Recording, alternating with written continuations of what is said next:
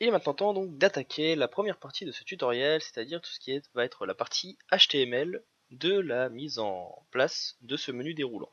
Donc vous voyez ici que le menu déroulant est assez grand. Nous allons le réduire, nous n'allons pas nous faire un si grand menu. Je vais juste vous expliquer sur une seule catégorie, sur la catégorie femmes, comment faire, vu qu'après c'est toujours la même chose.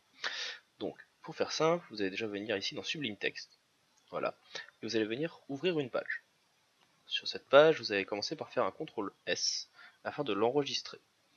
Ici, donc, je vais créer un nouveau dossier que je vais appeler tuto, plutôt exo. Et dans ce dossier exo, donc, je vais créer une page que je vais appeler test.html. Et je vais enregistrer. De cette façon, j'ai donc ici ma page sur laquelle je peux écrire. Nous allons l'ouvrir tout de suite. Donc, je viens ici exo, faire un clic droit, et étant plutôt partisan de Chrome, je vais l'ouvrir dans Chrome. Donc ici nous avons une page vierge, ce qui est tout à fait normal.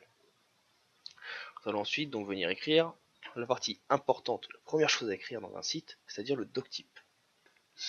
Depuis la mise en vigueur de HTML5, le doctype est beaucoup plus simple à écrire. Pour commencer, vous devez tout simplement faire une ouverture de chevron, point d'exclamation, et écrire tout simplement doctype. Comme ceci, HTML, et fermez le chevron. Vous sautez ensuite une ligne, vous ouvrez un nouveau chevron que vous appelez HTML. Ce chevron, nous allons le fermer tout de suite un petit peu plus bas en refaisant, enfin cette balise plutôt, en faisant ouverture de chevron, slash HTML, fermeture de chevron. Donc cela sera notre corps HTML. Le corps HTML, pour les personnes qui connaissent un petit peu déjà celui-ci, est composé de deux grosses balises, en tout cas de deux grosses parties. C'est pour commencer le head, donc ici, et en dessous le body. Donc vous voyez ici que l'autocomplétion déjà se fait. Dans notre head, donc ici que nous allons donc sélectionner, je vais incrémenter, c'est-à-dire que je vais ici mettre un espace histoire de mieux nous y retrouver. Donc j'incrémente, je viens ici. Dans notre head, nous allons commencer par mettre ici une balise méta, toute simple, qui va nous permettre en fait de définir le type d'encodage de notre site, ce qu'on appelle le charset. Donc tout simplement ici en UTF-8, qui est la norme sur internet. Donc vous voyez, je viens ouvrir et fermer ma balise. C'est une balise auto-fermante, c'est-à-dire que vous n'avez pas besoin de faire une balise avec un slash méta pour la fermer.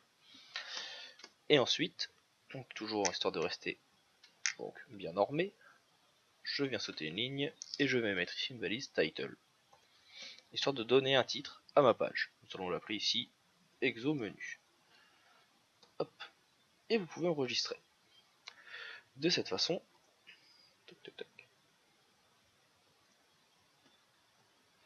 enregistrer. Si vous revenez sur votre page HTML, que vous faites F5, vous voyez ici donc que le titre est maintenant exo menu.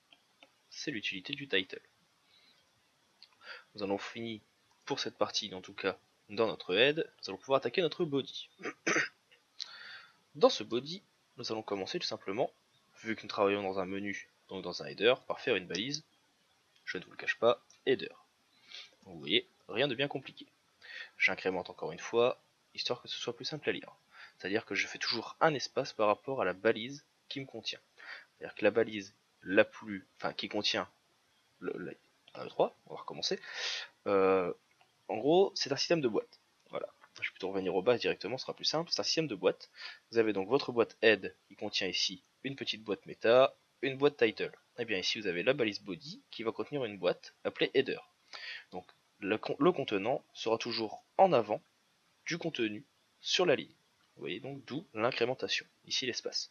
Si je mets une autre boîte dans header, comme ça sera le cas dans quelques instants, et bien de la même façon, je viendrai ici donc mettre une incrémentation, c'est-à-dire un espace, pour bien montrer que ma boîte est contenue dans header. Vous voyez, je saute une ligne, une incrémentation. Dans celle-ci, je vais venir faire une div. Pourquoi ici une div? Tout simplement parce que pour notre cas ici, nous n'aurons que le menu, mais imaginez que vous ayez un long menu à faire, comme nous allons faire après. Et bien cela permettra de placer celle-ci tout simplement au sein de notre header. Donc vous allez venir faire une div, c'est une division, et vous allez lui mettre ce que l'on appelle un ID. Ah non, ici une classe. Donc une classe, c'est-à-dire que vous allez pouvoir lui donner un nom, mais c'est un nom qui pourra être réutilisable sur plusieurs types d'identifiants, sur plusieurs types de boîtes. A l'inverse, vous avez sinon donc des ID, que nous verrons un petit peu après, qui eux ne peuvent être placés que sur une seule boîte.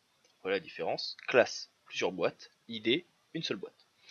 Donc cette classe, vous allez faire ici donc égale, ouverture de guillemets, et vous allez l'appeler tout simplement menu underscore, c'est ce que l'on appelle plus communément le tiré du 8, header.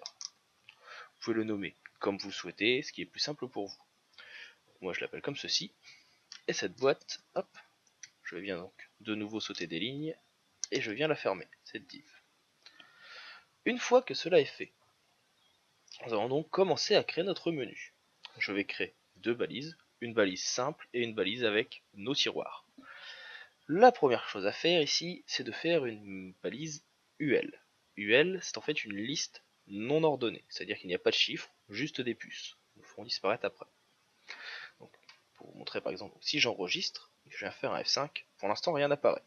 Si vous venez faire inspecter l'élément, vous voyez donc que des premiers éléments commencent à apparaître dans votre body, votre header, vos classes et vos divs.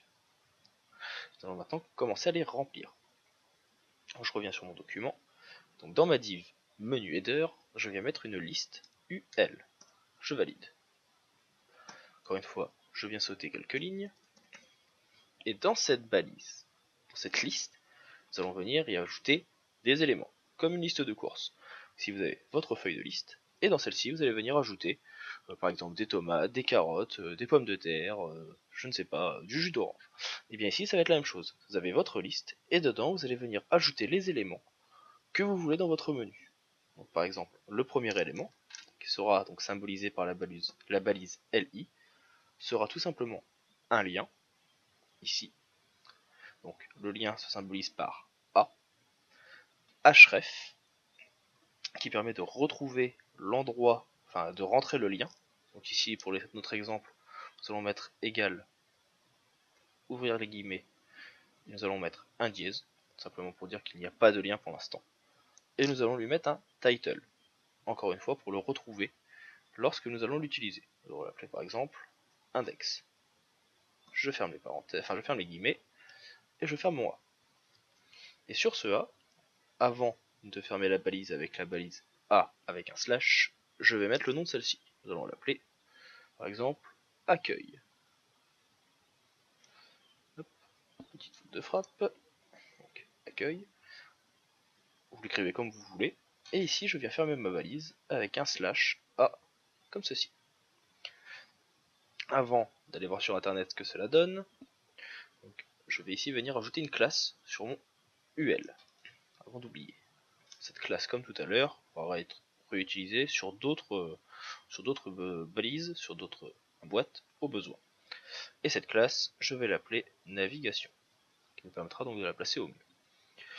J'enregistre, comme ceci, et je viens donc regarder sur mon site internet. Je ferme ma console, F5, et vous voyez donc accueil qui apparaît. Premier élément de notre liste. Le deuxième élément que nous allons mettre ici, de la même façon, nous allons faire un nouveau eli, et je vais juste ici mettre 2 slash. Cela permettra d'espacer un petit peu mieux nos divers éléments.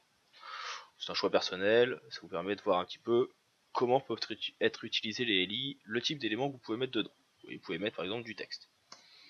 Et je viens faire donc un troisième eli, qui cette fois sera un petit peu différent. Je vais lui mettre ici donc, encore une fois, un A, avec un href, égal. Encore une fois, je vais ici venir mettre un dièse, donc un hashtag, parce que je n'ai pas de lien ici vu que c'est qu'un exemple. Et ici, donc, comme titre, comme title, je vais lui mettre par exemple catalogue femme. Je viens fermer ma balise, j'écris donc ce qu'est cette section, donc je vais l'appeler femme, et je viens fermer mon A. Mais ici, je ne vais pas venir fermer mon eli tout de suite. je vais venir sauter quelques lignes, et je vais venir tout simplement dans ma balise eli, ici, dans cette liste, ajouter un nouvel élément. Je vais venir ajouter un nouvel UL, comme ceci, en sautant quelques lignes. Et dans ce UL, que je vais appeler d'une classe, comme ceci, niveau 2, je vais pouvoir venir placer de nouveaux éléments de la même façon. Donc ici, pour nous faire gagner un petit peu de temps, je vais tout simplement venir ici copier, par exemple, ce LI, et je viens le placer à la suite. Donc je garde le mot dièse, je vais l'appeler par exemple O, ici pas besoin de majuscule, bas, et par exemple, je ne sais pas, robe. Allez. Donc ici de la même façon, je vais mettre O, bas et robe. Je fais un enregistrement, comme ceci, et donc si je viens sur mon site internet et que je fais F5, vous voyez donc que deux niveaux sont visibles. Mon accueil, mes deux traits qui vont servir de séparation mis en place après en HTML, et mon mot femme suivi des catégories qui en découlent, donc ici, haut, bas et robe. Jusqu'ici, rien de bien compliqué je pense. Je viens fermer donc mon UL, et je viens donc fermer mon LI. Mon UL est fermé au plus proche, pas la peine non plus de mettre trop d'espace. Celui-ci pareil, voilà, comme ceci. Donc, voilà.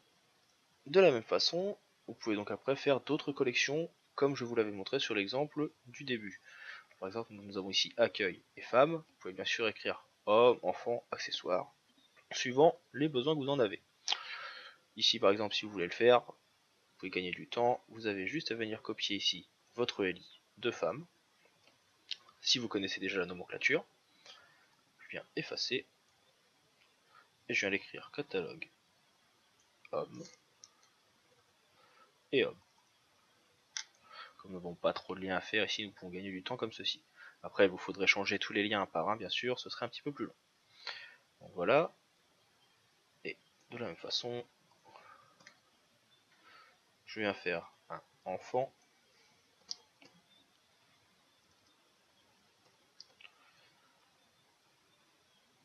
Ici, donc, encore un petit saut de ligne. Je viens faire accessoire.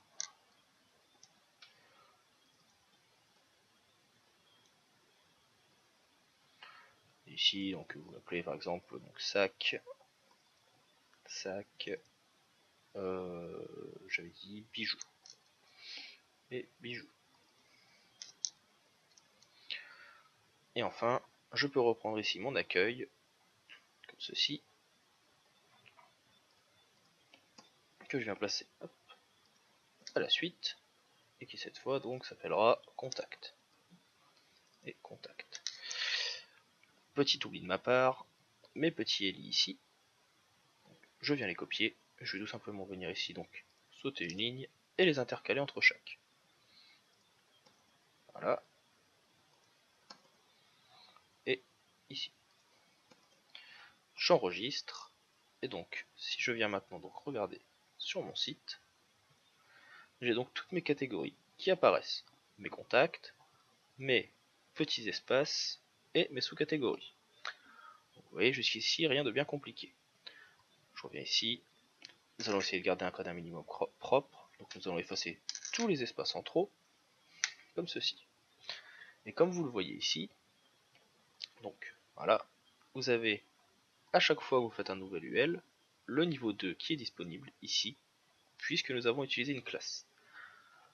C'est l'avantage, comme je vous ai expliqué tout à l'heure, de pouvoir renommer plusieurs boîtes de la même façon. Donc, après, donc, je fais quand même une vérification. J'ai bien fermé ici ma div que j'ai ouverte. C'est ici que sert l'incrémentation. Donc, je suis cette ligne, qui est la troisième. Je me rends compte que voilà, hop, j'ai bien fermé ma balise. Pour mon header, tout est fermé. Body également. Et HTML aussi. Donc, pas de souci.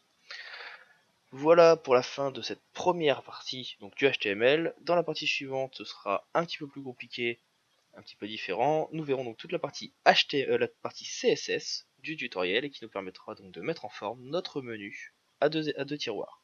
J'espère que cela vous sera utile. Si jamais vous avez des questions sur cette première partie, n'hésitez pas à m'en faire part. Je tâcherai bien sûr de vous aider au mieux. Dans tous les cas, je vous souhaite un bon visionnage de la suite de ce tutoriel.